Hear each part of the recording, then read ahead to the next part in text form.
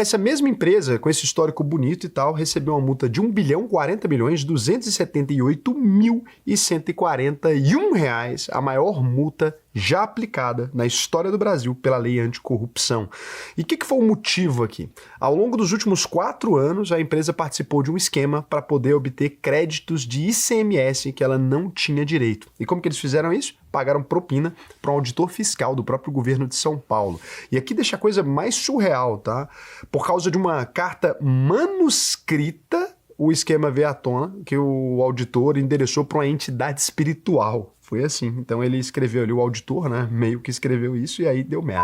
Como é que essa fraude funcionava? Você precisa entender primeiro o que é o ICMS aqui, né? A gente tem o chamado regime de substituição tributária e funciona assim. Na cadeia de produção, uma empresa lá no começo dessa cadeia, em geral, ou quem é o fabricante ou quem mexe com a importação dos produtos para o Brasil, né, traz lá da China ou dos Estados Unidos, ou de seja que país for, recolhe o imposto uma vez só, antecipadamente, já por toda a cadeia. Então já recolhe o imposto aqui, por quê? Porque senão cada vez que for transportado, etc., você vai ter um imposto em cima do imposto, em cima do imposto, em cima do imposto. Se no fim das contas, o consumidor ele acaba pagando menos do que foi recolhido lá no começo, então recolheram um imposto maior, mas o consumidor pagou um imposto menor no final. A empresa tem direito de pedir essa diferença. Por quê? Porque se ela pagou 300 de imposto e só foi ali 220 no final, né, que o consumidor pagou, ficou 80 que ela pagou antecipado.